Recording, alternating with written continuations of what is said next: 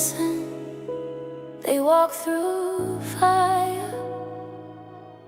Bodies weary, spirits tested, but from the ashes they rose brighter. Two women, two warriors, and two women, two warriors, two stories stitched with love. Scars don't chain us down, they're maps of battles won. We rise together, stronger than before, turning pain to power, opening the door. Voices like a lighthouse, shining through the storm.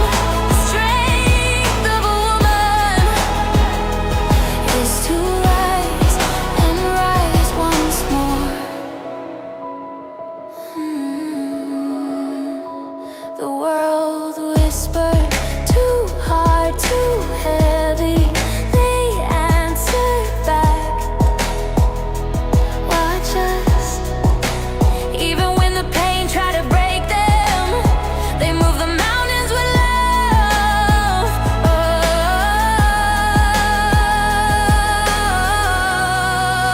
Oh, we rise together, stronger than before, turning pain to power, opening the door. Voices like a lighthouse, shining through. Hello and happy Veterans Day, everybody. Welcome to Hello. today's edition of A Warrior's Journey. What's up, my Yes. beautiful host, Welcome co-host? Do I again. call you my host? Do you host me and I host you? We'll just call it a double do. How's that? Ooh. We'll just call it that till we I'm figure not going to it say what I want to say right there because children can watch this program. out. We keep it nice, guys. We're gonna keep it nice. Nah, hello everybody. We wanted to just come in and welcome you guys and say thank you for being here. Like, love, share, ring our bell, do all the things Ring that make that this bell. Ring that space bell. ripple. Let's Yes. go. You want to give them a disclaimer so we don't get sued? Yes, yes, guys. Remember, we're not doctors, we're not financial advisors, we're not therapists or all those things. We're just two people sharing our stories to inspire and encourage you. Always consult a professional for your own health decisions. Thank Thank you. you. And Thank go you. ahead, honey. You got it. Haha, good morning, beautiful warriors. And today we are honoring courage in all of its forms. From the brave veterans who protect and serve to the small, creative folds of origami and indulgent scoops of ice cream. What? Yep, we brought the sweetness in again. We are going to have all the things today and we're going to bring them all together full circle. That's right. Ice cream and veterans go together. Cannot wait to show you how. I'm ready to hear every little layer we got going on. We always talk about foundations, right? And it's just going to start with ice cream today. I'm ready for You that. know what? I feel like I should have just brought. I got some grooms and bride cake. By the way, y'all put y'all's favorite ice cream below because we want to know so we can sit here and That's drool a right. bit. But I got the groom and the bride's cake, which is my house favorite, and then pistachio is my personal favorite. So, what do you like, girl? What's I going am on with a you? for ice cream, I'm a butter pecan person. Like I love my butter pecan and I love caramel, so that is the best flavor for me. Of course, you got to it all starts with vanilla. We talked about that yesterday, so just add Yes, it all on. I'm good with that. it does. It does. So we want to say today to you guys, thank you again for coming in. Like, love, share, and when we're talking about these things, they are all just fundamental ideas of the same thing, Right. right? That's right. Building on each other, building on the things, making your vanilla cupcake with all the confetti. And maybe you even, like me, would have a little, candle that goes in that has a firework and all the things. And all of those things start Creative. out with taking steps to better yourself. So none of this stuff was ever possible unless people became self-aware and became self-disciplined. So none of these things that we are giving you are even going to peaceably come to fruition if you are not honest with yourself, if you aren't dedicated to these things yourself. So again, just Yes, listen with intent to be inspired to go out and do your own research. And yes, thank yes, you. yes, Thank you yes. for everything. If anybody I will go ahead and say, I know we have a few people coming in. They're going to be in the restream with us today, guys. So any of our veterans that are coming in through the restream, if you want to say any comments or anything, please just let us know. And if you're making comments, I see some private chat comments coming in. So if we want to make those public, Jarita or I can copy those and paste those into the comments. I don't know if there's an option for you to make it public, but it should. We're Right. still playing with the restream and learning that too. But if you want your comments known in the in public eye on Facebook or YouTube, feel free to let us know, and we will make sure to throw those in. And Hello. shout out to our veterans. You guys put your veteran people that you know are part of your family, part of your loved ones, put them in the comments, you guys, and we would love to honor them as well. Shout out to them, and courage is honored. Creativity is celebrated, and joy will be embraced in this space today. I cannot wait to start. So today is World Origami Day. Tell us a little bit about World Origami Day. We That are is going to fold this together, I literally. know, yes. We usually do bring this together pretty well. When we talk about different things, we try to find some important things to talk about. And of course, today is Veterans Day, but we're going to talk about these few little ones. Origami Day, it celebrates the Japanese art of paper folding, symbolizing patience, precision, and creativity. Because let me just tell you, have you ever tried to fold a piece of paper? Like that. Did you see the artwork? Can you imagine making that little flower? But I I know. can't help but think when you were saying those things, when you're talking about patience and precision, going right back to our military. That's right. I can't help but just feel like those things are skills that are developed there. Now, I personally haven't been in the military, but that's what people seem to exude that I am around that have been in the military. So correct me if I'm wrong, if anybody thinks that I'm off base here, but I do feel like, and the creativity part, well, you're faced with adversity, and I say that every day. Adversity causes creativity if you're trying to move around it, right? So again, all back to things that I see exuded from our United States military. That's right. Right. Yeah, it just makes us make those choices, right? Every fold is like a choice that we make. It's sometimes small, sometimes big, and they all contribute to the larger picture of who we really truly are. It creates us. Think about that as origami. We're creating ourselves. We're just a little piece of origami out there. Making a beautiful flower. I'm sorry. All right, our mantra for this is I fold my intentions with care. Each choice shapes my path. Mm-hmm. And it really does. I mean, again, right back to your origami. You are making an intentional fold here. You're making an intentional move. You are coming through I just got the most amazing news. I'm going to have to say it right here, right now.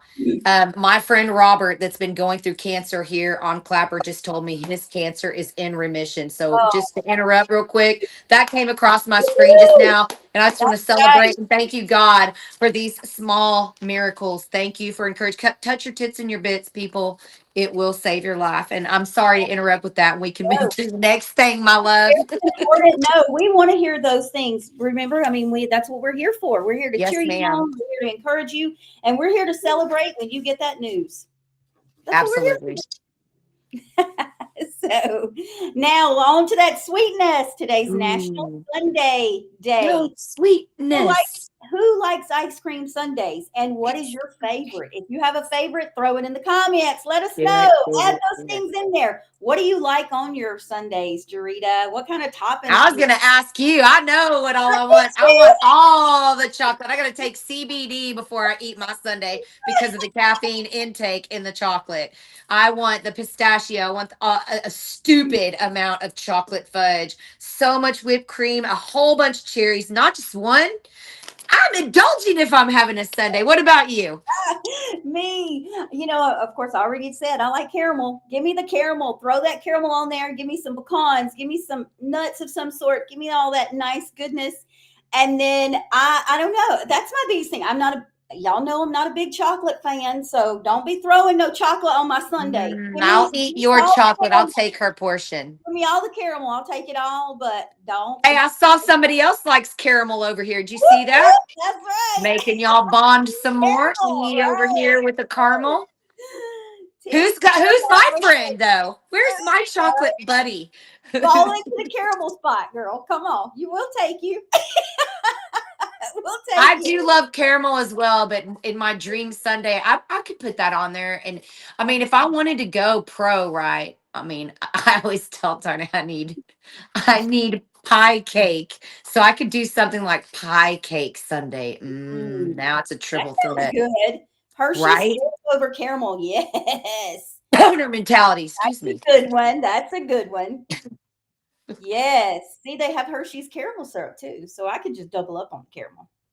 I'd be good with that. So this is just really a day to talk about indulging. And I would like to say again,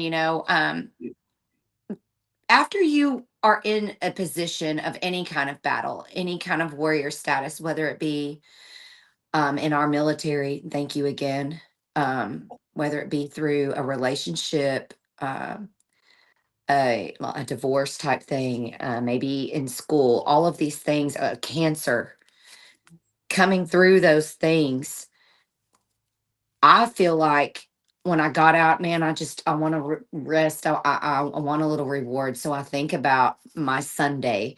What is your Sunday when you've done that? Was it to rest? Was it to move on and inspire others and have a responsibility of that? I know that's kind of deep to go from a Sunday to that, but that's what we do here, right? It's taking those fundamentals, those simplistic things, and making them in applicable to our life and pulling out that awareness. And that is what we're here to do, because awareness of self and awareness of the others around you, I'll say it every day, is going to change the trajectory. That's where we've lost. That's where we've lost. It doesn't mean you have to conform. It just means you have to understand, right? Yep. Again, we aren't professionals. We just encourage you guys to go out and make some changes for yourself.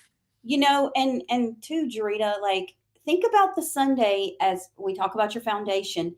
That's where your story is, right?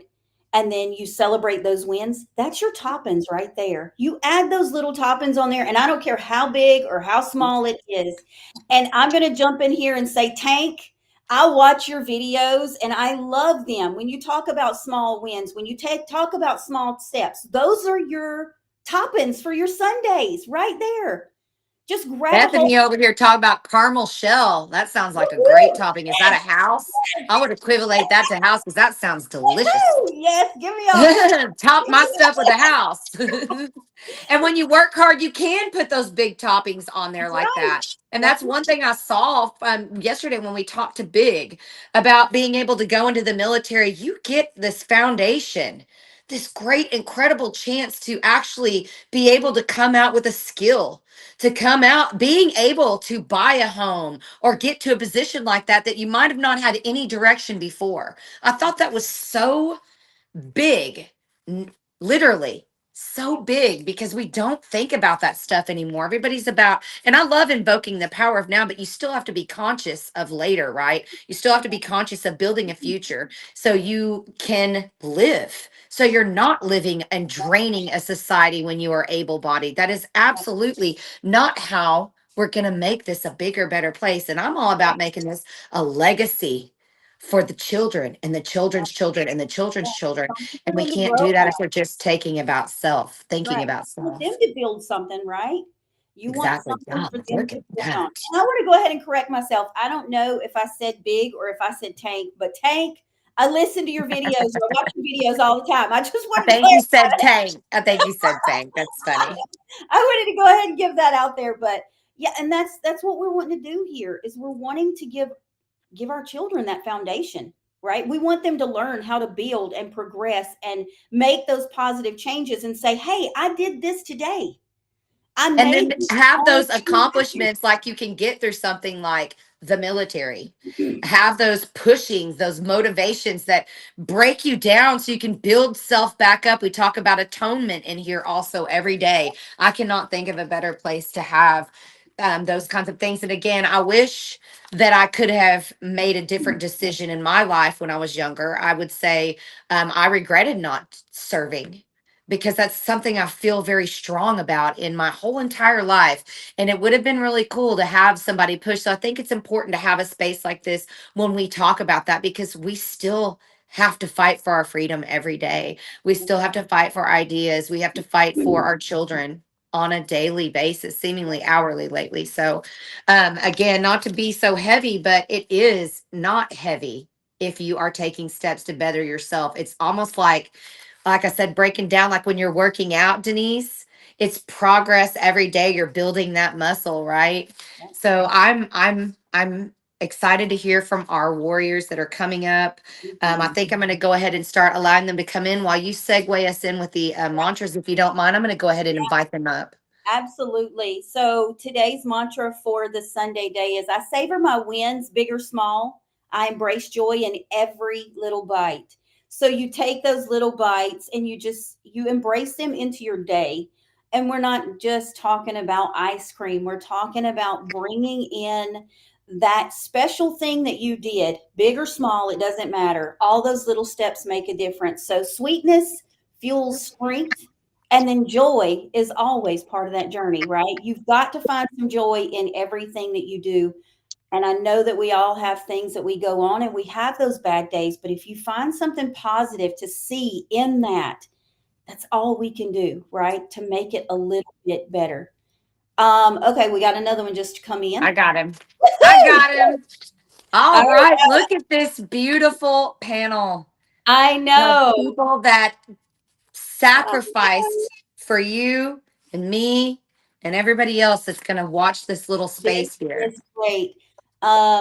Yes, this is amazing. Thank you guys for being here. Thank you. You know, we told y'all we were going to ask y'all a few questions. Thank y'all for sharing your story, and thank y'all for your service. So we'll start with saying that, number one, if you know a veteran, please tag them in the comments. If you're watching on Facebook, if you're watching on YouTube, tag them. Let them know that we're here. Let them know that we want to appreciate them in this manner and just say how thankful we are for all of you. And then just let them know that we are very grateful for that. So I'll let you take over with the facts of it if you want to start there, and then we'll start talking with them. Of course, she's going to make me pronounce this, but I did go and look it up because I'm trying to learn. Again, I'm learning, and we come in here every day learning, bringing awareness to ourselves. We're bringing it to you guys. So I'm going to try this. This was originally called Armistice Day, and it marks the end of World War I in 1918. Today, it honors, though, all U.S. veterans who served in the military. This day marked the silence after one of history's loudest wars. Over time, it evolved to honor all who served, those who've worn the uniform, but also those who've carried invisible uniforms of resilience and devotion in daily life. So I would like you guys to take turns introducing yourselves. Anything that you would like to say about your ranking. Again, I don't mean to sound ignorant, but I am very, when it comes to different ways to respect. I even pulled up things and showed big. I was like, hey, is this okay to put on this? And is it okay to add this to the flag? And so we really want to just kind of let you guys take it away and just kind of freestyle for a moment, if you will. And I would love to start with our own Bethany. Thank you for being here.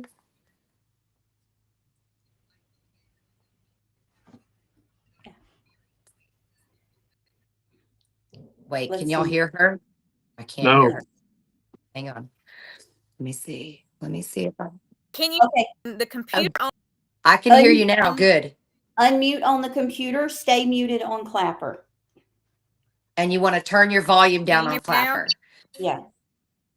Yeah. We can hear you. Okay, got my earbud in for Clapper, and I got my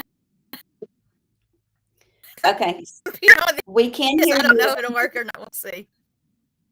We'll make it work.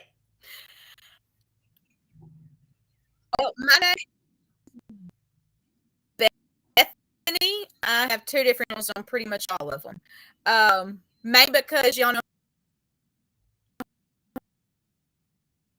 platform, and they want you to have a niche everywhere. But so, in order to Bethany, how about we try this? Can you mute on the computer and unmute on Clapper, and let's see if that will work better. yeah, let's try Because that. we can 'cause I hear see you. a bad echo. Yeah.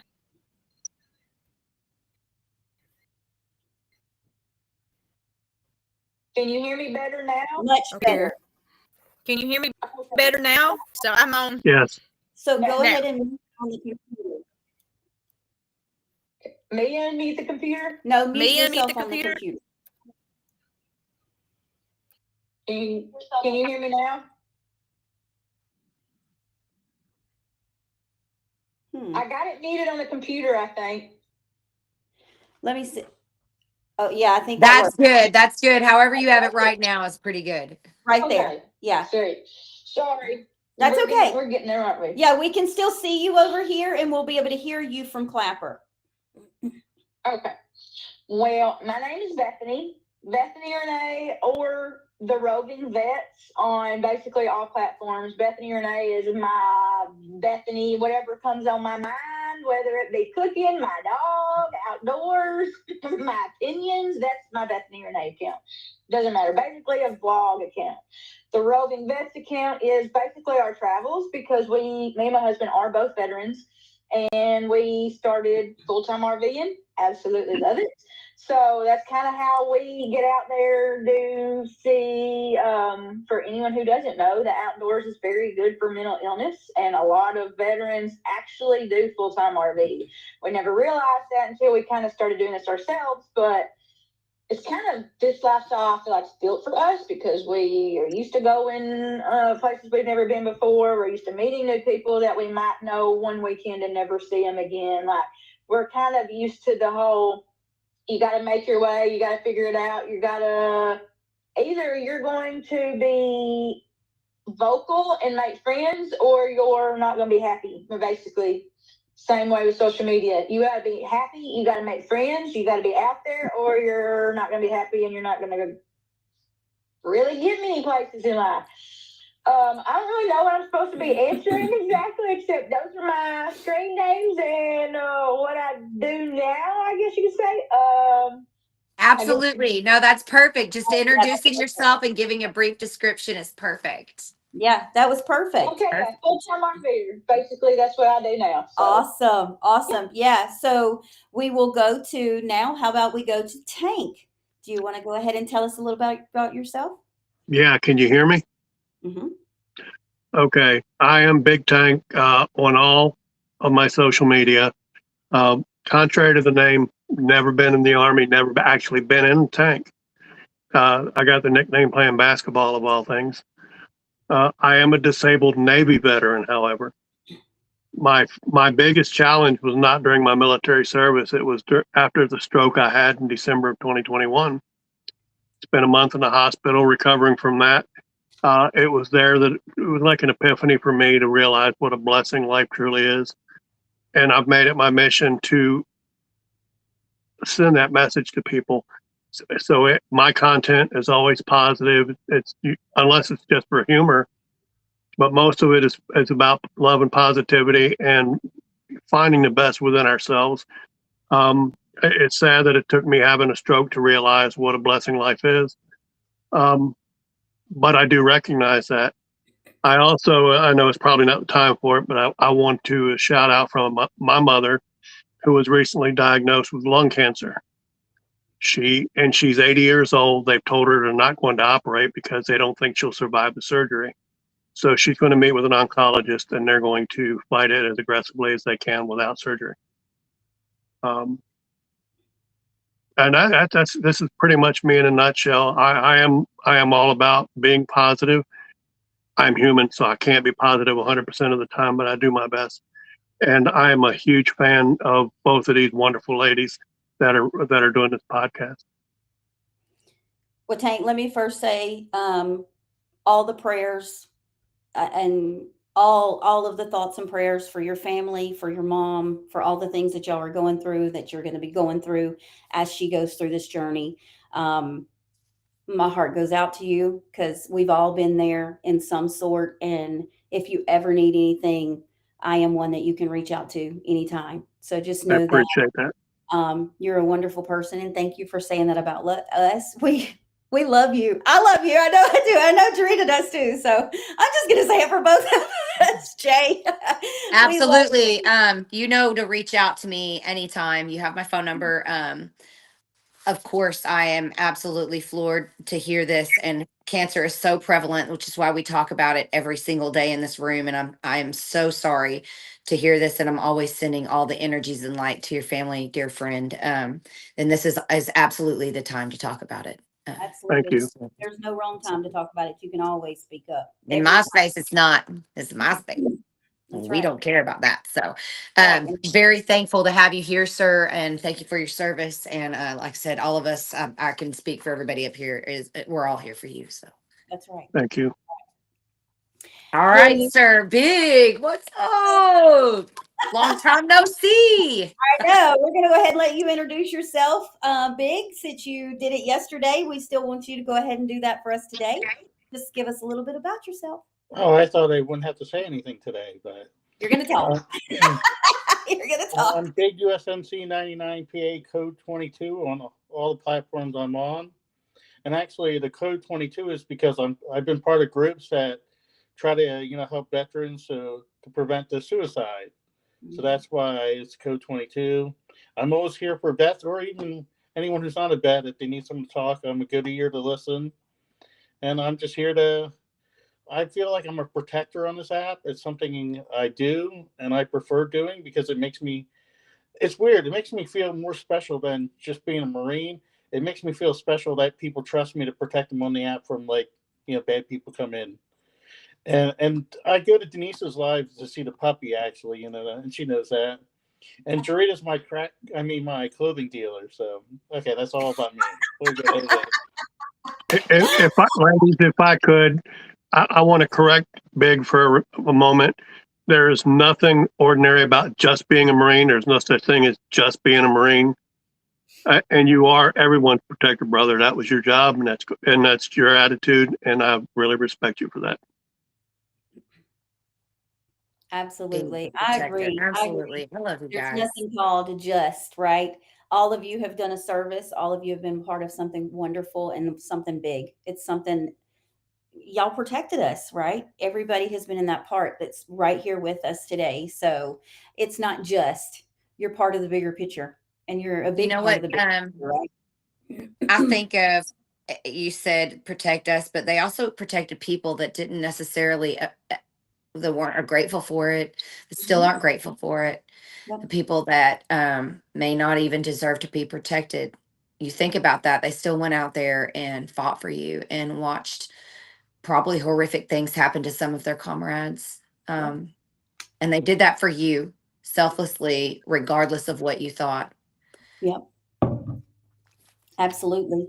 I Absolutely. can Coming add my on to live that. like you did earlier, that was hard for me to swallow when you say this country's going to fall.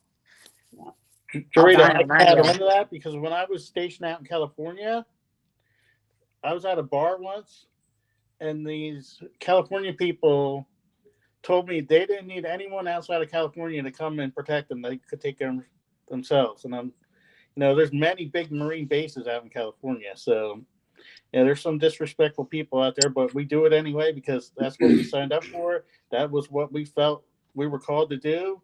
And it's or what do you call it? Or not privilege, or I can't think of the word now to Your do it. honor. Not just honor. It was a different word I was trying to think of, but I can't think of it. Well, I'll shut up so you can talk to AA. Okay.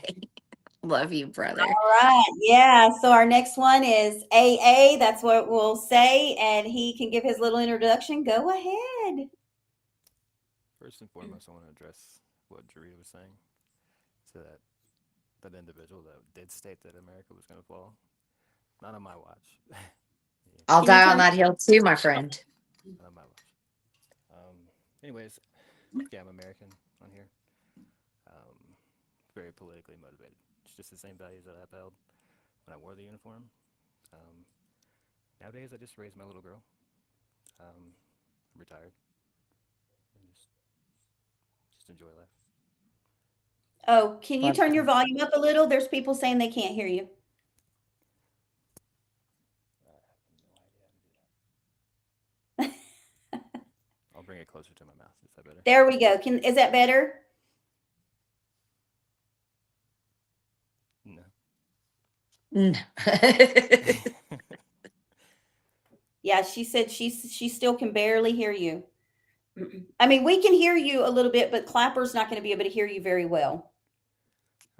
I don't really do too much nowadays. I just spend time with my little girl and do the neighborhood watch twice a week. That's an important job, though, right? I mean, I enjoy it. you're protecting that neighborhood. That's big. That's Some of very those important. transitions never fully take place for us. Yeah, yeah. All right, I'm going to move to our first question, and I am going to ask this one. More. We have one more. We have Shredda over here on the other side. Oh, yeah, because he's not on this panel. He didn't come into the stream because he wanted I'm to be sitting over here looking at this panel. I'm sorry, Shredda, my That's brother. okay, Thank Shredda. you. We're gonna let Shredda introduce himself, and then we're gonna start with those questions. I just want to say I love your shirt, first of all. That's epic. That's right. That's right. Go ahead, Shredda, and just introduce yourself. You are muted. My tag is Shredder. It's not just the name, it's kind of what I do and what I am. I'm a former Army Airborne Ranger, 82nd and 75th. I'm a second generation vet. My father was a lieutenant commander in the Pacific Fleet. I love doing what I could at a time in my life when I needed to be part of something bigger. And it gave me a value and structure to my life that made me the man I am today, maybe the father I am today. And just, it's some hard memories to carry and a hard burden to carry, but I'm still glad that I did the things that I did for my country. Yeah, we very much appreciate you also, Shredda. I don't even begin to imagine some of the things that you guys have been through in your service time or anything like that, but just know that I think and I pray for our service members all the time because there's so many things that I have friends, I have loved ones that have been through the service. My son is in the service, and so family members and things like that, we all go through our own thing, but nothing near what y'all go through. So just know that y'all are in my heart, you're in my prayers all the time, and we appreciate everything that you do. Shredda, you might have to go out and come back in unmuted over on Clapper, hun, if they can't hear you. We could hear him over here, and that's where it's being recorded, but I do still want them to be able to hear you over on Clapper, Yeah. darling. So yeah, you may have to bump out and then bump back in so they can hear you. Is that better? Mm-hmm. Okay. Ladies, if I could, I would like to make one quick comment, and I think it's something every other veteran on this panel would agree with me on. We need to shout out the families of our service members, of our veterans, and our active duty people, because and a lot of times it's the families that get us through. It's the people back home sending the letters and love, and welcoming us when we come back home that make the difference. So we need to honor and shout them out as well. Absolutely. Shout out to the loved ones that are sitting at home waiting for someone, praying for someone constantly. There are so many of you guys, and we absolutely love that you wanted to recognize that. Thank you, Tank. Yes, thank you, Tank, for saying And that. I want to throw something out there if you can hear me. Yes. Not all family is blood. That is one thing you will learn in the military real quick, is not all family is blood. That's right. I have some friends that are in no way blood related who were there for me more than some blood was. So just remember, and we remember, as veterans, it doesn't necessarily mean blood. Yeah. I'm throwing that out there. Yeah, for sure. For sure. All right, Jarita. do See, you I wanna- would have done great in the military. Great. You What a wanna- waste. Y'all don't be out there wasting yourself, young people. There's some cool things going on, I think. And I'm not going to ask each of y'all every single question, but there are some quintessential questions that I would like to ask each one of you. So we'll go in order. Let's go back to front this time. We'll start with Shredda, and then we'll go back through the people. So what motivated you to join the military, the branch you chose, and what did that decision kind of mean to you at the time? Thank you guys for coming in. I was kind of limited on options in life at the time, and growing up in a military family and a Navy family was a lot of that motivation. My dad has always been my biggest hero, and I did kind of want to forge my own path and own journey in life, so I chose the Army. Probably against his better wishes, but he, on my graduation day from Ranger School, he saluted me in a way that he never had before in his life. And that's when I knew I was doing right by my family and I was doing right by my country. If I could, I have really a proud family tradition of military service. My dad was one of my grandmother's 6 sons that served, 3 Navy, 3 Army. My brother was also Navy, and I chose Navy not so much because of my father and my brother were in the Navy, but because it offered me most what I wanted to do. Yeah. So do we want to keep that same question? Absolutely. For Absolutely. AA For over big, here? We'll move to you, double A. everybody. Yep. So, it was 9/11 for me. I was in grade school, and I was on my way to use the restroom, and then the alarms and the sirens started going off in the school. I was like, "What the hell's going on?" And then the principal comes over the intercom and was telling us that we all have to go home immediately. Didn't tell us what was going on, so everybody just started piling up on the buses, and we left. Got home, and I seen the second plane hit. When I got home, and I seen the TV on. I seen the plane hit the second tower. And I remember looking at my dad. I was like, "What the hell's going on?" And he's like, "Watch your mouth." I apologize for cursing, my bad. And he's like, "We're being attacked." And I remember watching them come down, and it just pissed me off. Kind of like right now. I remember it like it was yesterday. Just pissed me off. And that changed my mind. I always wanted to go in the military no matter what. But I wanted to do infantry until I seen them attack us from the air. So I went and joined aviation in the Army. And I did my part.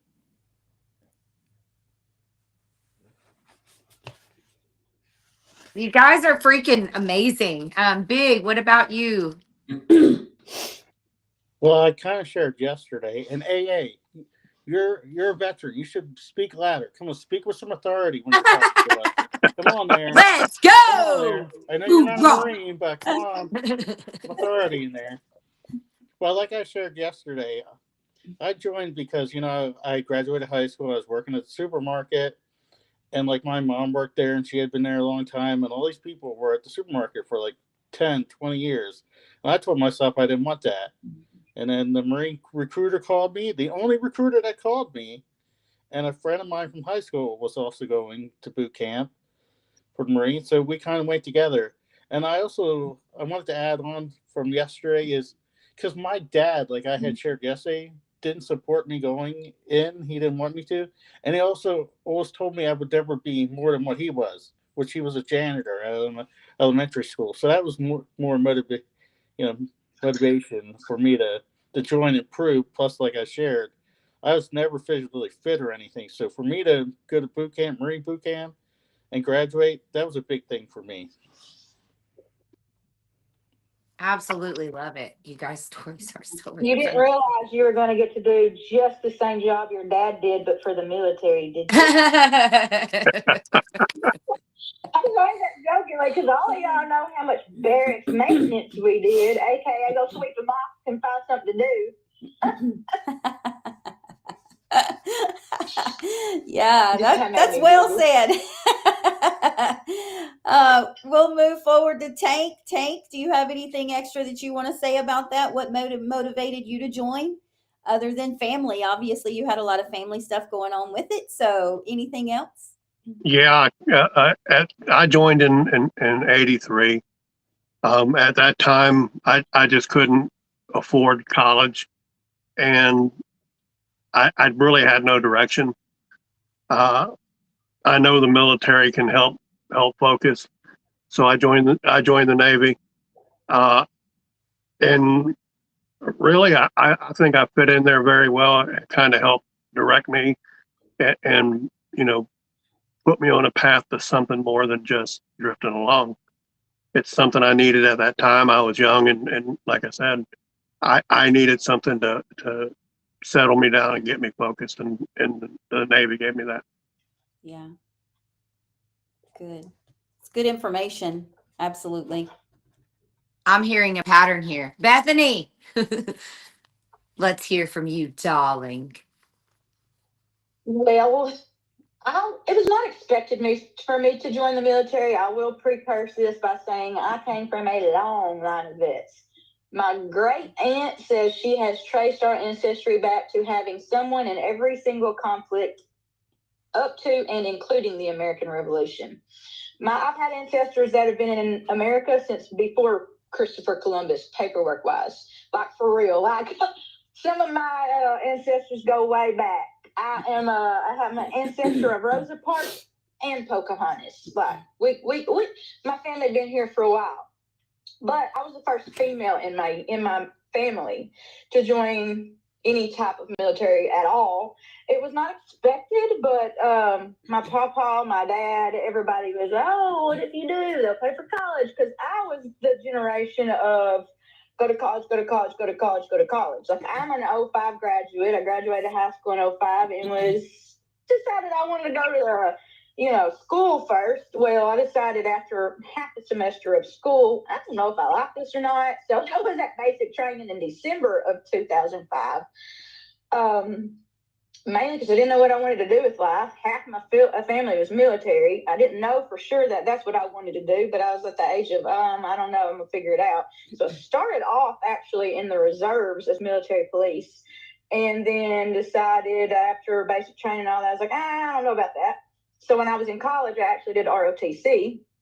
I was attached to a comms unit. 25 Quebec was what I ended up reclassing to. So pretty much I did 3.5 years of university and 3.5 years of ROTC, in which the unit I was attached to got deployment orders. Well, I was not deployed with my unit. So I ended up reclassing, which is, for those of you not military know, is you just change your military job. So if you hear somebody say MOS or reclass, MOS is your job. Reclass is you change jobs, basically.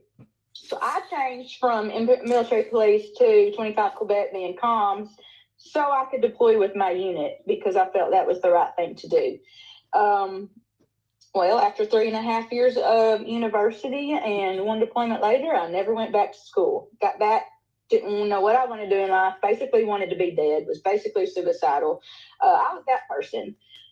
Thank goodness I had the right people in my life at the right time to where things kicked up in life, and it like I said, it's not always your family who are there when you need them. Some of my family were there and some of them weren't. Some of them were distant family that I didn't even think would be there, but they sure were there. So hard times show you who your friends and your family truly are. I will say that. So I've done just about everything known to life, I feel like. But at the end of the day, I am proud for what I did for my country. I am proud that I was able to do what I could. And I really hate it for those who I stood there and saluted as they got draped in a coffin and sent back home while I was standing there. So I saw that over and over. There's a lot of people who were not as lucky as all of us in this chat. So many people were not as blessed as we were to be able to make it back. And I know that Veterans Day is for those of us who made it back. A lot of people don't know the difference between military holidays. Memorial Day is for troops who didn't make it back. Veterans Day are for us living who were lucky enough that we did make it back. So to all of those who didn't make it back, America can never repay what you did for your country. And for those of us who did, I'm blessed to be able to call you my brothers and sisters that did make it back. Thank you. Absolutely, right? You know, I'd like to echo on Bethany's, statement that, I had a hard time myself after. A lot of my brothers didn't come home with me. And it was hard. There was a lot of guilt felt for that.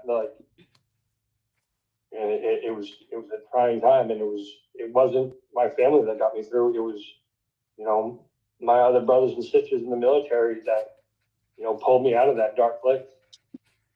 It was me becoming a father that pulled me out of that dark place. I always say that my biggest tool in my toolbox are my people, my chosen family. That I don't have a lot of family left, so it really does come down to now, like more on a chosen family level. And I love that we say that, because I always hear people say blood is thicker than water, but that isn't always the case. I've found, again, people just even on this app that I would give and take a bullet for. So I feel that. Denise, do you want to ask the next question? Do you want me to take it? You can go with it, girl. Well, we have a couple comments in the restream, so I will add the little comments that are coming in. So Rachel said they were trying to recruit me because we had asked about anyone that had been in the military, and she said they had tried to recruit me. So bad in college, but I don't know if I could have survived that anyway.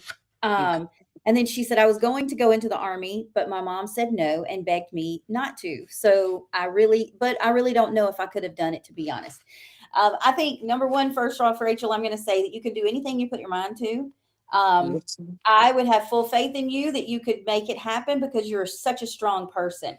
Also, Martha said, question for you guys. She said, a question for you guys. How many potatoes did y'all peel? She said her dad talks about that they got in trouble. They had to peel potatoes. Yeah. Is that a thing for everybody? No, absolutely not. Never peeled a single potato in my time in the Navy. No potato peeling, huh? None. No. Well, and here's the thing. In the Navy, when you get out to the fleet to your ship, they have a duty called mess cranking. And it's for all E1s to E3s when they're new to the ship. Well, because I started in the nuclear power program, I became an E4 before I ever hit the fleet. So when I got to my ship, I automatically bypassed having to do that. So no potato peeling for me, no dishwashing for me. Went straight into my job. Bethany, I know that you were trying to respond to Rachel. Go ahead. She should be able to hear you. I was just going to say, Rachel, it's kind of one of those things with basic training. Anybody could make it through basic training, but it's not for everybody. I tell everybody to do that. Anybody could do it. It is not for everybody. So it's kind of one of those things, if that makes any sense at all. Also, I never peeled any potatoes either. I don't know if he was some type of, I don't know. I didn't ever peel any potatoes, though. Maybe that was something your like squad leader, I'm not sure what they're called in each branch. So maybe that's something your squad leader did to punish, that particular unit. That's all I could think is maybe it was just privy to that one unit or disprivileged. Shredda, you want to say something? Yeah, I never peeled potatoes either. I did get an Article 15 once, and it was a lot of foxhole digging and lawn mowing for 2 weeks. It was still worth it while I got it, and I still own it on my body to this day, the tattoo. And but no potatoes. No potatoes. Rachel said over here, well, at that time, it wasn't for me, but I might be able to do it when I was in college. I was a little baby. I can kind of agree with that too, because I will say that I was nowhere near disciplined like I am now. And of course, that probably would have helped with that, but I just wasn't, I don't know. I just didn't have that self-awareness that we talk about here every day, then I would definitely slay. It was kind of like going back to college when I was an adult after my divorce. I was so much more willing to do that. So I love that we're bringing awareness to the subject. I love that you guys are here, and we Yeah. absolutely could really never thank you enough for just even your basic training that we couldn't even do. That's Y'all right. did so Right. much more than that. I just need you to read Brandon's comment right now because that's some military stuff right there. Brandon. Brandon says, Bethany, I guess he just mopped rainwater in a parking lot while it was raining. Yes. I've seen that plenty of times. And that's the point, right? They're like, just do it. Don't ask questions, just do it. I would also like to add something different with regard to boot camp for whichever branch of the service you join. We all know several people that didn't make it through boot camp, and the purpose of that is, number one, you weed out the people that can't do it. Number two, because the military is everything you do as a group, as a team. So when you go to boot camp as anywhere from, I would say, 60 to 100 individuals. They got to break down that individuality way of thinking and build you back up as a team. Mhm. And boot camp help accomplish that and weed out the people that can't do it. Yeah. Well, that's what I was always told too, is that's what you do in boot camp, right? They break you down and then they let you build back up. And that's always been the purpose for that, is they make you feel that solitude, right? You feel like you're alone. You have to go through those scenarios, so you're strong enough to go through what you have to go through if you get In deployed. case something crazy happens. Exactly. These are all depend on preparations like Miyagi-san. Wax on, wax off, and eventually you're blocking shit. Just joking. Yeah. So I mean, and that's totally, that's what I've always learned about the military, is that's what they do, is they break you down to build you back up, but it's purposefully for that, because they I need love you it. to do what you need to do when you go away.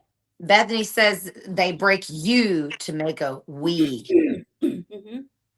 Absolutely. And I can see that in so many different disciplines in life. Again, these are all applicable to your life, whether you were in the military or not. You can apply these principles. Yeah. I wanted to say something.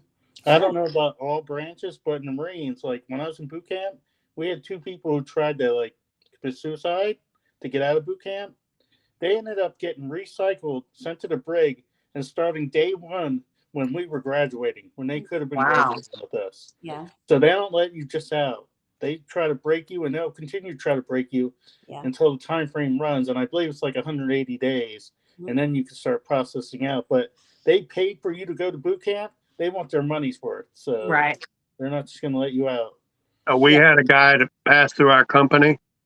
He had been in boot camp for 6 months when he got assigned to our company, and he got busted back from our company. So when we graduated, he was still going through boot camp. And at that point, he had been there 7 or 8 months and no idea when they were going to let him out. Wow. So y'all probably need to have a little bit of self-discipline if you're thinking about joining the military. It ain't no easy win.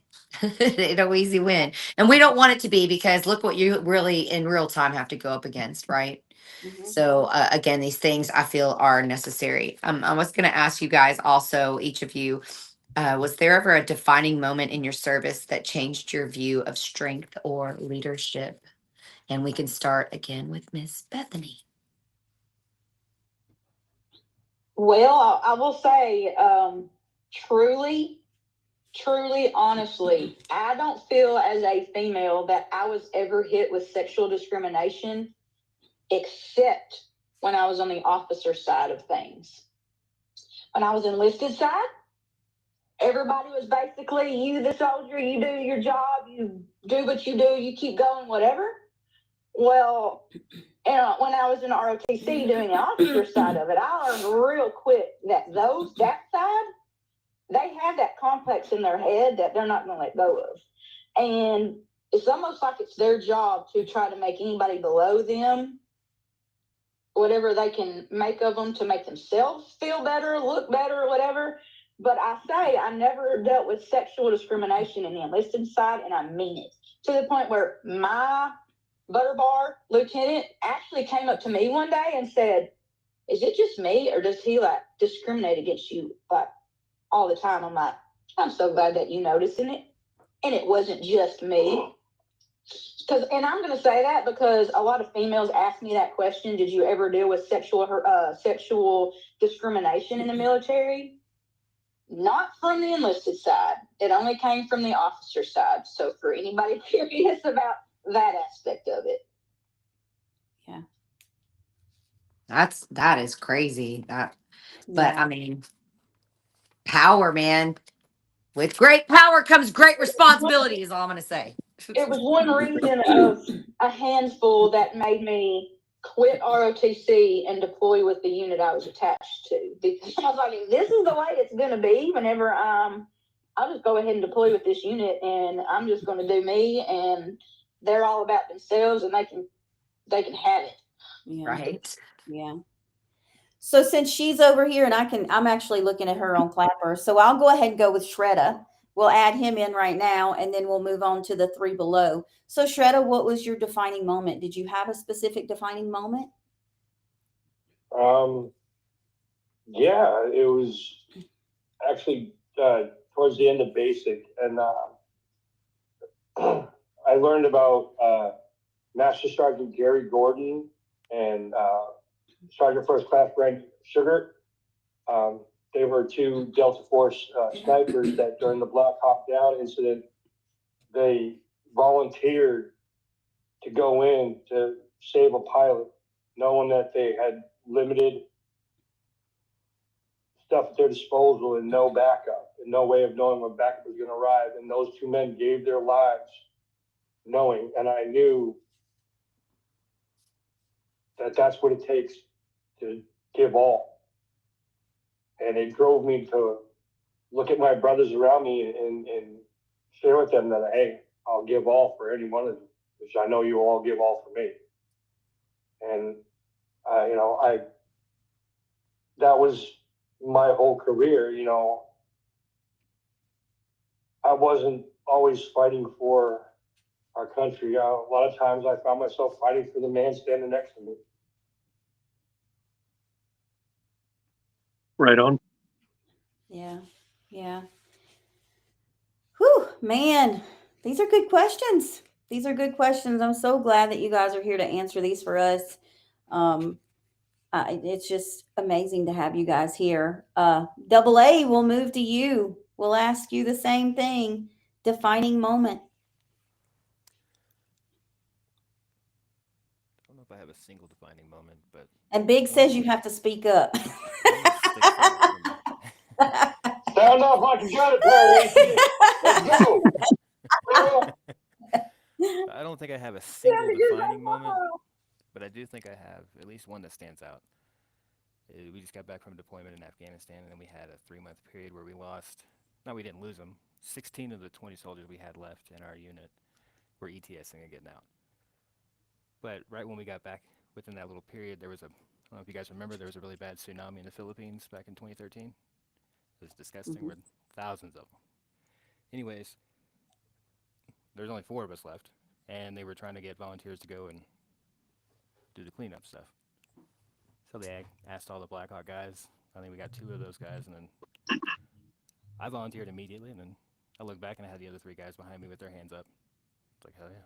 We went and put in some work. Some stuff I won't bring up on here, but then came back.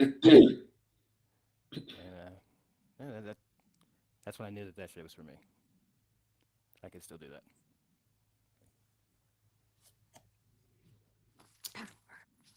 What about you, Big? So, I think for any Marine, the most defining moment is when you're in the title Marine, when you graduate boot camp and you earn that title. Because, that's why we're the few, the proud, the Marines. And there's a lot of people who don't go Marines because of the training and that. So I think that was the most defining moment for me because, like I said, for me to earn that That was a big thing for me because I was never physically fit or in shape. I went to boot camp weighing over 200 pounds, came home weighing 165. So I think that was my most defining moment. That's awesome. That's awesome. Love What that. about you, Tank? My defining moment would be a little different. First of all, my time in the military, I was never in harm's way. However, we lost. I was a machinist mate, which means I worked in the propulsion plant, which back then was a 1,200 pound per square inch superheated steam plant, and we lost power. So the temperature in the spaces varied from 150 to 180 degrees, which meant nobody. Most guys could only stay 5 minutes and had to leave the space to cool off. If you were in a supervisor position, which I was at the time, they gave us a jacket with ice packs in it, and we stayed 15 minutes. So to see, not just to see the dedication of the guys willing to do what it took to get the plant back up, and when you're going into spaces that's hot, that you're putting your life in your hands, because it doesn't take long at that temperature for you to fall out. I recall, I think my big moment was going into the fire room, which was not my space. I worked in the engine room, but there was they were struggling to get a valve open, and I was, big, strong guy. So I went down into that space, and their temperature was 180 degrees. I sent two of their guys out of the space, and me and another guy got that valve open. We got the boilers back online, got the steam flowing, got everything going, and got the spaces down to temperature again, which at that time the normal temperature was between 90 and 120. It's just hot, but hot temperature you can deal with. And knowing that that was within me to do what I had to do, being in those temperatures and getting it done. Well, you had a comment Damn. over here that said, Big Tank, if you're deployed, you're always in harm's way. Well, yeah. So, I mean, I can't say I disagree with that, and I'm not even from the military. And to be fair, when I said that, nobody was shooting at me. However, the space I worked in, 1,200 pound per square inch steam at 900 degrees, a pinhole leak in one of those steam lines would fill that space in a matter of 5 or 6 seconds, which would not be enough time to get out. So every day I went to work, that we were steaming was putting my life in my hands. So in that respect, she's right as well. yeah. So my next question, there's a couple of these questions I'm going to skip because some of them they're kind of redundant. You kind of already answered some of them. So I want to move down to looking back. If you're not ready yet. Yeah, go with it. No, I am, but if you've got one, go with it. No, I want to know what you would tell your younger self. What's one thing that you would tell your younger self before enlisting? What would it be? Can I jump in on this one? Yeah, go ahead and start us. I would tell myself the same thing that my stepfather told me. One of the things they try to teach you in the military is when you're addressing somebody senior to you, you're respectful. You don't, you do what you're told. You don't disagree. You can definitely disagree with somebody senior to you, whether they're a senior enlisted or an officer. But you need to remember two things. One, be as respectful as you can be in the circumstance. And two, you better be right. Yeah. And I think that goes with anything too, right? And that's a good thing to learn from people that have been through the military, or using your own personal experiences, is taking that and keeping the respect in there. And I think that's one of the big things that we have issues with today, is the respect of other people's opinions and being able to talk about those, right? And if you're going to accuse someone, you better know where you're at. You better have it right, never do this hearsay kind of stuff, but always be positive about it. Have somebody to talk to about it, and make sure that you are very respectful. I'm respectful with anybody, any kind of disagreement or anything like that. You can have it, you can disagree, but disagree respectfully. I think that's where a lot of us are losing that. So that's a good one. Thank you, Tank, for telling us about that one, because it's definitely one for everybody, not just your younger self, everybody to know. And it absolutely came into play during my military time, trust me. I can imagine. I can imagine. We'll move on to Big. What about you? What I is was going to say, if I could tell my yourself? younger self, Yes. go to school, get schooling when you're on active duty, and save money. Don't be going out to, what Marines do. I won't elaborate on all that, but save money, go to school, and eat at the chow hall. Because if you live in the barracks like I did, eat at the chow hall as much as you can. So, and with that, I'm going to have to run because Brady keeps barking and I need to let the dogs out and my phone's down to 20%. So thanks for having me. Absolutely. Thank you, Big, Big. We love you. before Thank you so before you much. go, brother, Semper Fi. Semper Fi. Thank you for being here, Big. Thanks for being here and being part of this with us today. So we'll move to Double A. What is one thing you'd tell yourself? I would have said join sooner. I went at 23. I did finish school, got done by 19. But I was messing around. I was throwing beer around with Budweiser for a few years, and I got bored. I was like, I'm getting older. Yeah. Yeah, join sooner. Don't second guess it. That's what I would have said. Join young. Join sooner. I love that. Join sooner. All right. We'll move on to Bethany. Bethany, you want to tell us what you would tell your younger self? Y'all aren't going to like it. I would tell my younger self, the government lies and the media lies too, to cover for the government. And I'll leave it at that. Nice. Yeah. You're not wrong, Bethany. No, you're definitely not wrong. I don't think anybody We would know. disagree with you with that right now, Bethany. And it might have changed some decisions I had in life. If Yeah. everybody knew what they knew after deployment, it probably changed some things in life. Yeah. You realize how much you're getting lied to. Yeah. And a lot of lies come out, right? They come out in different ways that you wouldn't expect. So yeah, definitely. I mean, that's definitely something to tell these younger people too, right? That are looking into this and they just think it's all what? Candy drops and roses and all this fun stuff, and they don't realize the whole deal, right? I would go so far as to say eventually most lies get found out, because once you start with a lie, you got a lie to back up that lie, and eventually it gets found out anyway. That's We right. talked about lying being a prison. Yep, that's right. Because you have to just build on it. You build a foundation of lies, then you got to keep up with them. And those things are hard to keep up with, so then they just come out, right? Shredda, what about you? What about you? Tell us what you would tell your younger self. I'd probably have to go with this something fairly simple, but not so obvious, and that be embrace the baby powder. Vaping is real.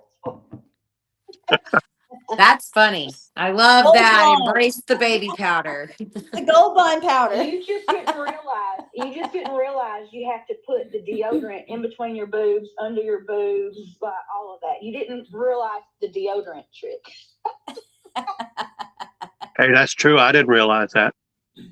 That's funny. I had a guy in my unit that he would get these industrial sized things of baby powder, and I would get like these little travel sized bottles, and they would go so fast, and I would get the worst kicking. He'd be like, "I feel fine."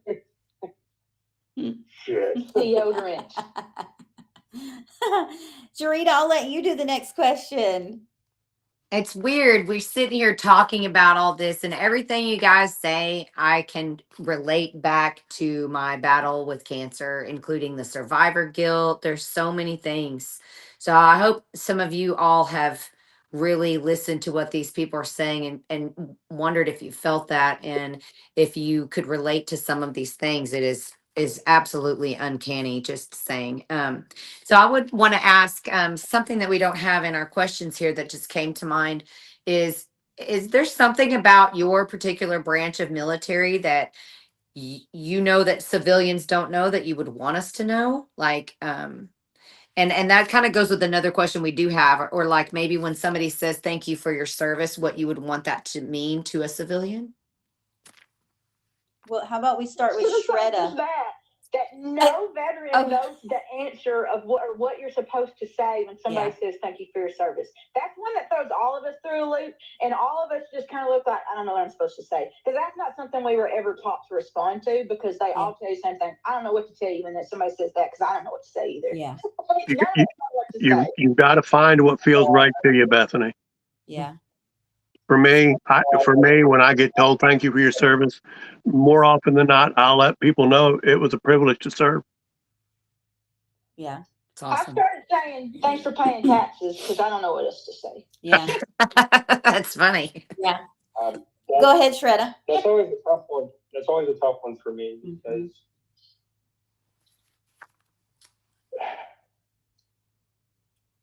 it's tough for me to get, like, it depends on who it's coming from, but if it's somebody that really knows me, if it's somebody that's, walked in my shoes a little bit, I can take it. But for just a random civilian to say that, you have no idea what you're thanking me for. If you knew what you were thanking me for, you probably wouldn't be thanking.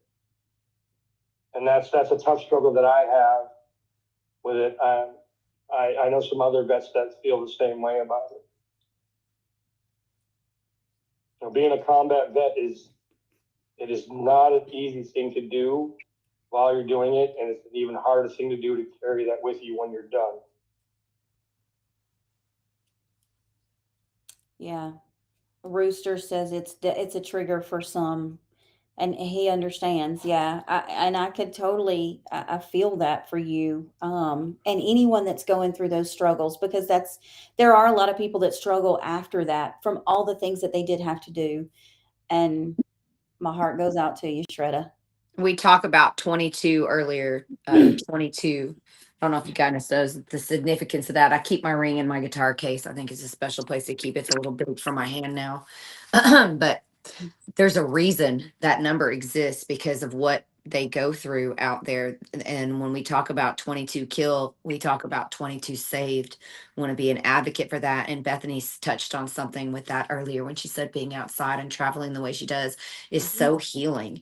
And you guys all have different things that could be that healing space for you. We talk about stuff like that in here all the time, whether it be exercise, music, traveling, just touching the earth, writing. There are so many different things and tools to bring you out of that. And I'm here to tell y'all, holding space for someone that sitting with them in the dark is so invaluable, I would think. I know it is for me. And I'm not telling you to sit there and keep them in the dark. I'm saying just kind of understand where folks are coming from and showing them a different way, the different tools, the traveling, the things that we talk. No worries. The things that we talk about in here all the time, every day, invoking that power of now. And you guys are out here doing it, and you're out here being responsible with it. And Bethany, you can say anything you want in our space. You never have to keep quiet unless you just feel like you want to. That's right. That's We're right. open in here. It ain't like that up Well, in here. I was just going to type it in here anyway. It didn't ever matter. And this is going to go for anybody who's ever deployed, knows the exact thing I'm going to say. It did not matter what was happening over there. At the end of the day, when you're talking to your family and they're like, how's everything going over there? Oh, it's boring. It's great. There's nothing happening. You're never going to really know the truth, because we ain't going to tell you the truth, because there's a reason we're not going to tell you the truth. I was lucky enough that my brother was deployed 3 months at the same time as me. And I don't know if me and him called that lucky. Most people would say that was very unlucky, because 2 people in my family were deployed at the same time. Me and him loved it. I was calm. It didn't matter where I was. I could talk to my brother almost every night. We weren't able to talk to each other every night, but sometimes we could. Like, there was always that option, depending on what was going on. Like, I feel blessed that I could the last 3 months of his deployment, it was the first 3 months of mine, that you don't know what it's like to have zero way to talk to anybody that you love in life that has any idea what you even maybe have been going through, was going through, whatever. And you never will, because every time that phone call happens, it's gonna be, oh yeah, everything's boring here. Nothing's happening. I served Nothing before has cell phone. changed. I served before cell phones. I know what that's like. That's right. Cell phones makes it a lot easier. I definitely found myself lying to my mother a lot about stuff like that. Well, I saw on the news. No, it's not like that, Ma. Calm down. They're just doing that on the news to scare you. You're like literally bombs flying in the air, like everything's fine. It was nowhere near here.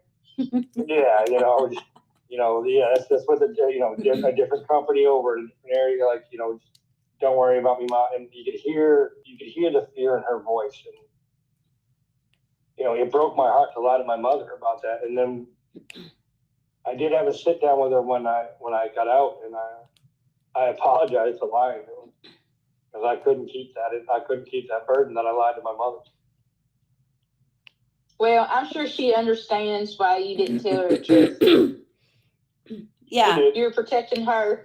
that's right. And Shredda, that was one thing. We've had this discussion before of yes, no, lying is not great. But when you're doing it to protect somebody, that's a different thing.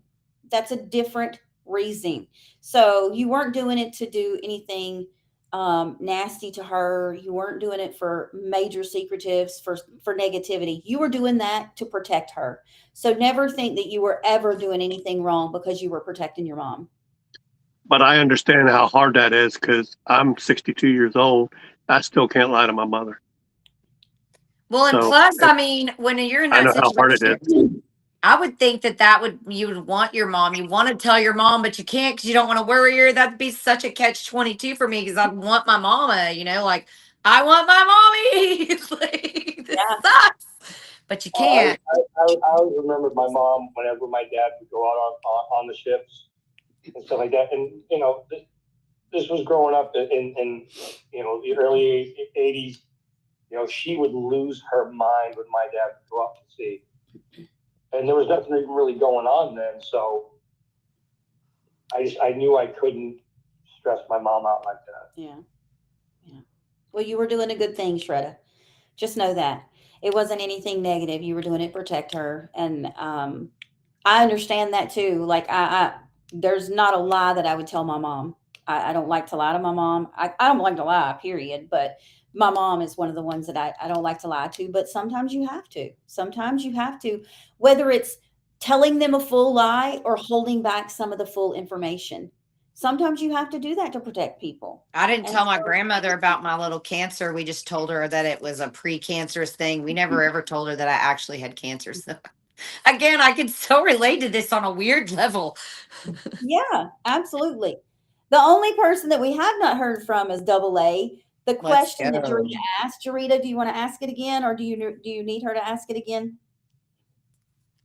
So when people thank you for your service, what would you want us to really mean out of that? And is there something that you would want civilians to know that may be hidden in your branch that we wouldn't think to ask or think to know about, something that you would think that is significant within your actual branch?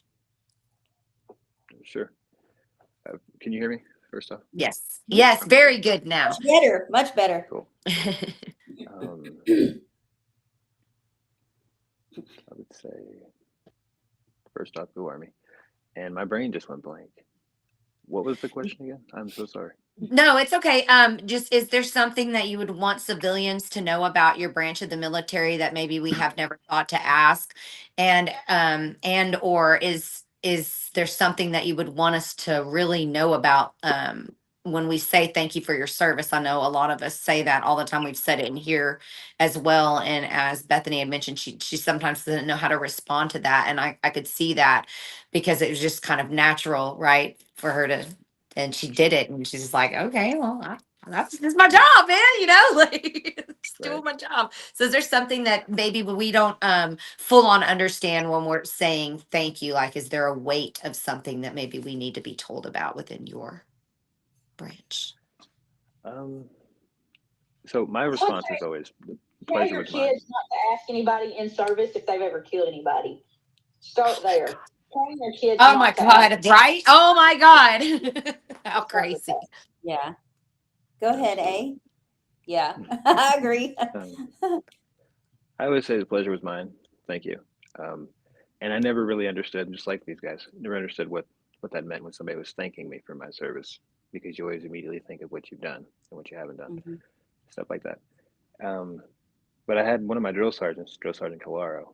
He kind of made it clear as to what it is that the civilians actually telling the soldier when they say that. They're thanking you for literally sacrificing everything. You gave up every single thing of your private life. And you said, "Here you go, Uncle Sam. Do whatever the hell do whatever you want with me. Mhm. Let's do this." So you literally gave up everything to do with what they get to enjoy, so that they can continue to enjoy that.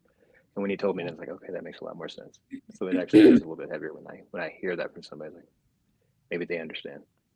And I always tell them the pleasure is mine, because it was greatest job I ever had. I would like to add, for most of my veteran friends and people I serve with, being told thank you for your service from another veteran, and particularly veterans that came before us. For me, Vietnam veterans and Korea veterans and the World War II veterans, when I met them, for them to thank me for my service meant a lot, because they knew sacrifice. They knew going in what it was when we raised that right hand and repeated the oath, what we were doing and what we were getting into. So it meant more coming from other veterans.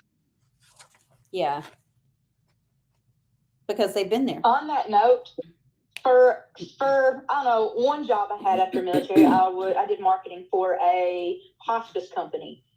So I was all the time in senior centers, VFWs, anywhere that had older people, basically tell them what service our hospice company was. The amount of veterans from like World War II, Vietnam, and yes, even Korea, back whenever I was working with them, the amount of them that said to my face, "I'm glad I was in my war, because I wouldn't want to have been in your war." And I'm just thinking to myself, I'm glad I was in my war and not your war. Like, That's what I would be thinking. Y'all don't even have indoor plumbing anywhere. they had to see each other in their face. Like, my papa was in Korea. If you killed someone over there, you were basically face to face in your hand to hand combat.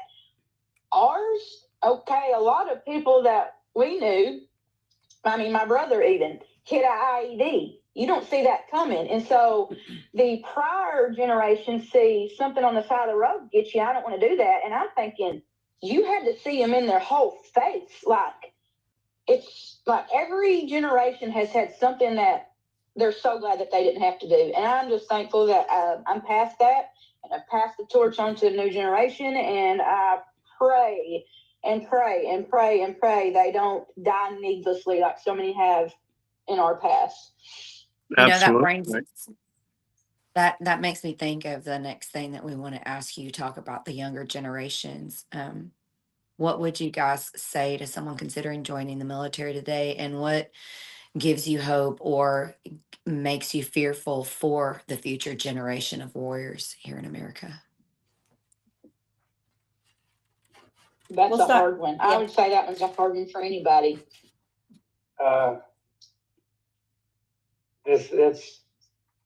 That was a really loaded one for me. My son is 18 now. Asking him what he wants to do, because he's in his senior year, and he wants to attend college, or where he wants to go next. And one of the things he mentioned was he was thinking the military, and I was so conflicted when he said that, because there was a part of me that was like so proud that you would be willing to do that. But then there was a side of me that was like, but you're my only son. So And you knew what he might be getting into. Conversation with him. Yeah.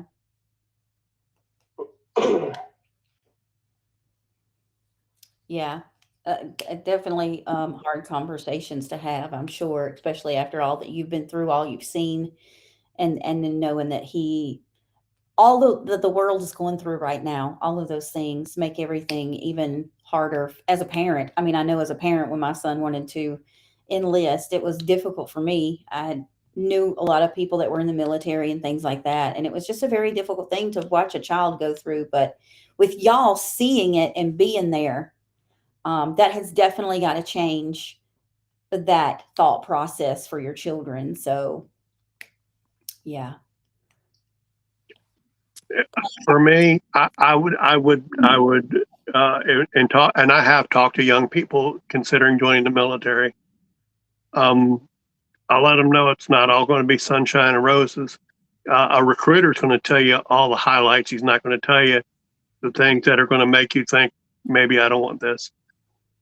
But you have to go into it with your eyes wide open and understand. It can be truly, truly rewarding. Don't get me wrong, but there's so much that can make it a nightmare for you, and you just have to be prepared for whatever comes, and understand you're probably not going to see the pie in the sky version of the military the recruiter is selling you. Yeah. Yeah. American, what about you? I'm so sorry I keep doing this. What was the question again? What would you tell someone, a younger generation that's getting ready and they're thinking that they want to enlist? What would you tell them if you had the chance to talk to them about it? I would say exactly what Tank said. Your recruiter's lying, but you're going to have the time of your life. I'd say do it. Just do it. Yeah. So Sounds like the most fulfilling, scariest I thing know. you could ever do. I Just know. do it. I know. Shredda, you were going to say something? I do believe that there is a lot of benefits from, joining the military, any branch of service, National Guard, Coast Guard, anything like that. It gives you so many life skills to go forward in life with beyond that career in the military.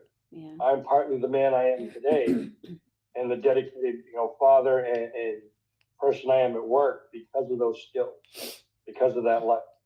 Yeah. And I see a lot of youth that's, coming through that they could benefit a lot from those skills. Yeah. From that type of training, Absolutely.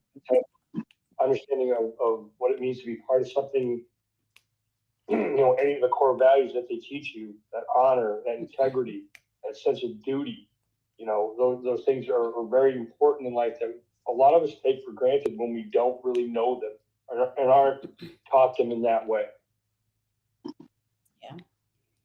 Bethany, you have anything else that you want to say about that?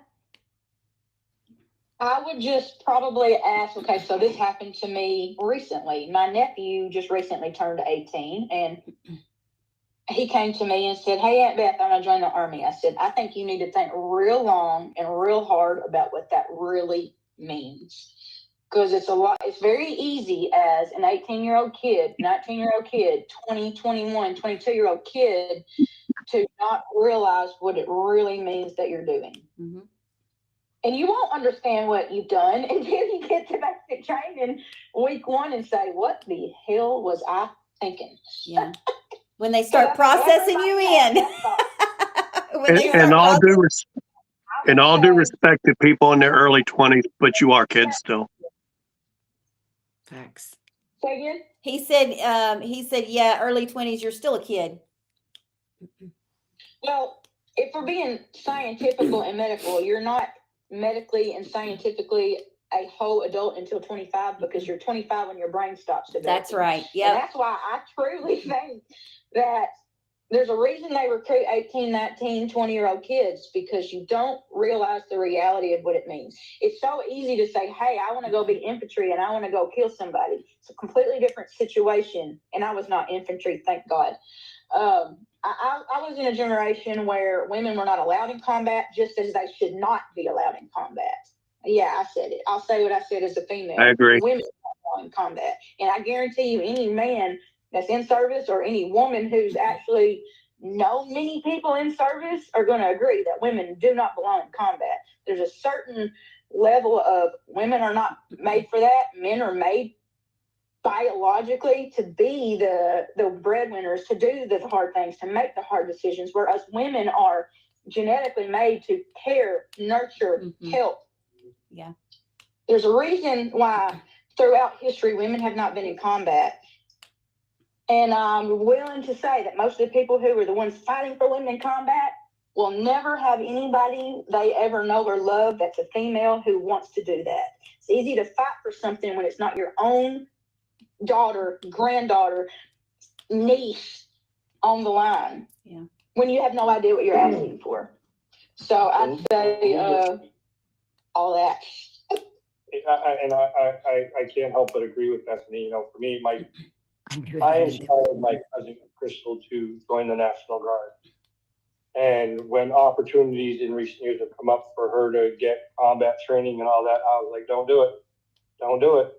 Don't. And it ended up building a big conflict between me and her because she didn't understand what she was putting herself through. I guess she wanted to be that tough, brave girl, that first woman to be part of that. And it was hard. Yeah. It was definitely. I can only imagine. And I'm a girl dad.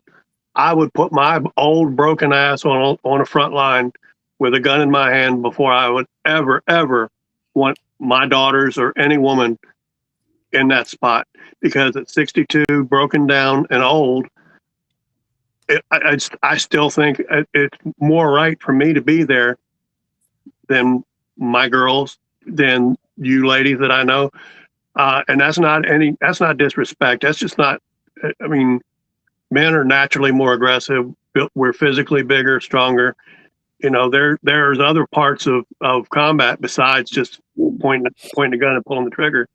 Ask those guys in the Army and the Marine Corps how heavy those packs are they got to carry. How about how heavy it is when you got to pick up somebody who gets shot and carry them out of harm's way? With all due respect, a lot of women just can't, no matter how much they want to. And I believe me, guys, you know me, I have nothing but respect for any woman for all the women I know, but I don't want them in harm's way. It would seem also like if you put women out there and you aren't able to do that, I don't know very many women that could pick up another body with their pack, with all their things, then you're putting your whole unit in at risk. Yeah, exactly. So it's not a disrespectful thing at all. It's common sense, people. It's common sense. Oh, when I was in there, easily. Justin, I didn't know you were a veteran, or I would have absolutely asked you to come up at the beginning. We asked. Men can't do this. It has nothing to do with that. Yep. As men in America, and this comes to a culture thing, and I don't care who's going to get mad at me for saying it, but it is true. In America, women are still treated with respect. Women are treated differently than men. Okay, so now put yourself in any of these dudes are going to know what I'm saying. Put yourself in a combat scenario, and you got one female on your team. Okay, so we'll say there's 4 or 5 of us. One of us is female. What happens when the female is the first one that's caught and you hear her screaming? The rest of your team, whatever their mission is, no longer is relevant, because you hear the woman that you are trained your entire life to run to help. You put the entire squad, the entire mission, everything in jeopardy because you heard the woman screaming. Now, that is the realistic. Exactly. And that is one thing that all these women fight for women's rights. Women should be in combat. What they don't realize is that there's a different culture thing. And when you're in some countries, they're going to purposely take that woman and they're going to put her out and they're going to do certain things to her on purpose to try to get the rest of you to come out. And that is the reality of what happens overseas, what can happen overseas, and why most veterans are not okay with women in combat roles. Is that saying that women should not have a place in the military? Absolutely not. There are a lot of females. There are plenty of jobs.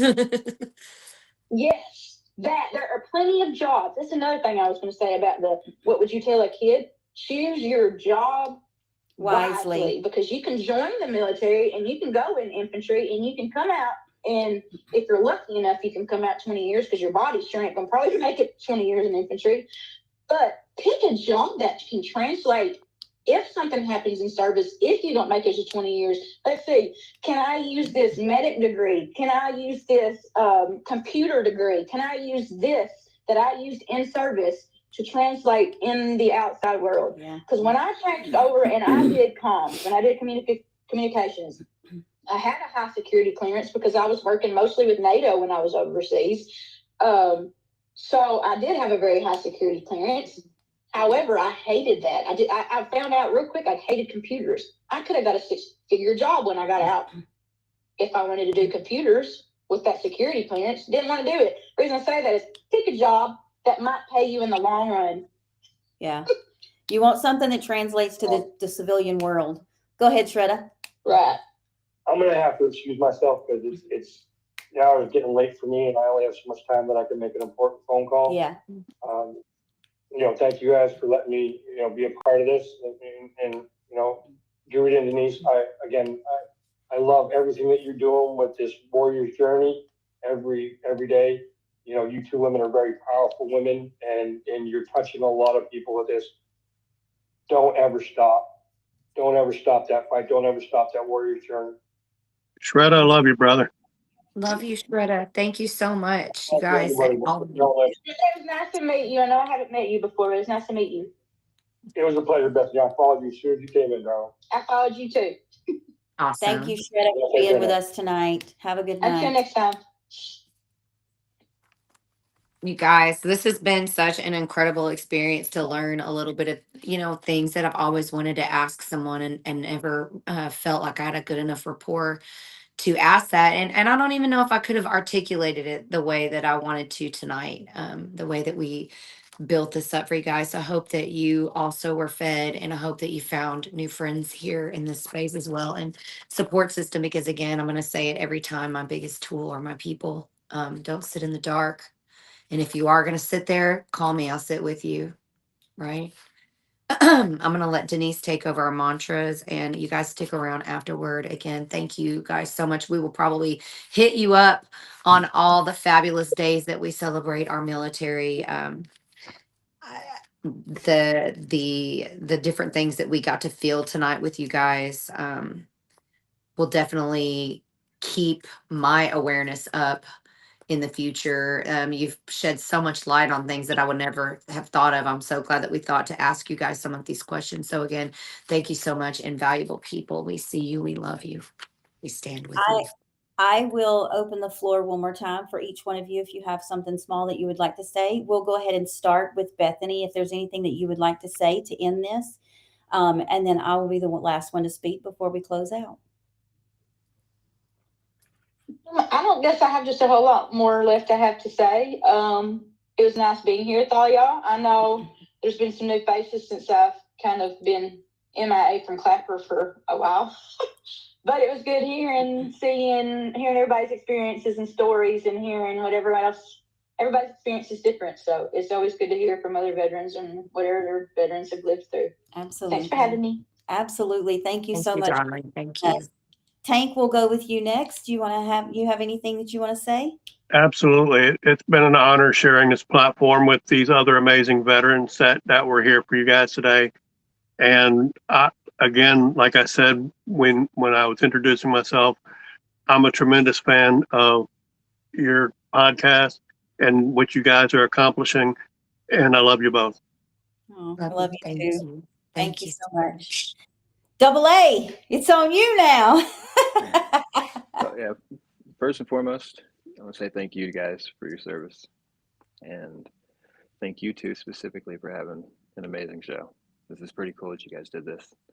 It's nice to be able to speak about it every now and then. And join the military.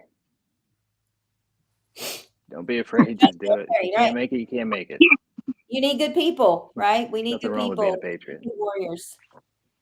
Yeah. out there. We do, definitely. Thank y'all so much for being with us today. Thank you so much. Y'all have definitely enlightened us on a lot of the information that y'all have given that maybe no one knew. Other people didn't know, and especially people that are getting ready to join. We have all these young people that are coming up that are trying to figure out their way. This is good information. So hopefully they'll see this. This will help them make some decisions, maybe shed some light on some questions that they have, because these are good things that people need to know.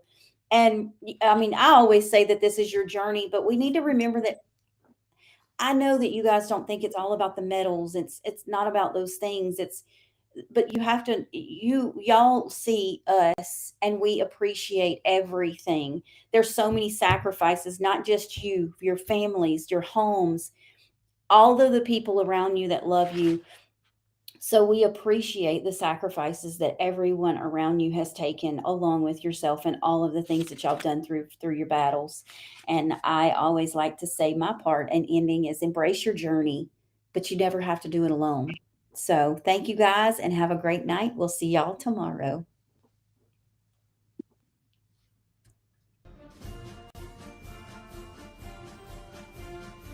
Honor the courage in every story. Bold intentions with patience and glory.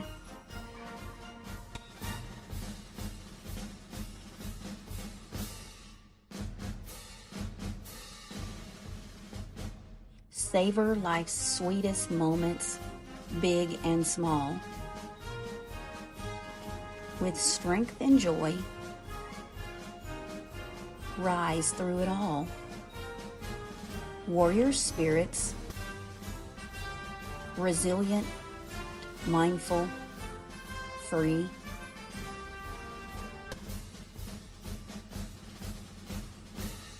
Each step, each choice shapes who we're meant to be.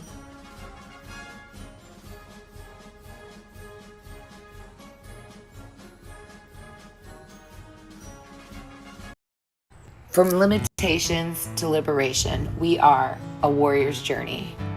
Different battles, same mission. Monday through Friday, 4 p.m. Central.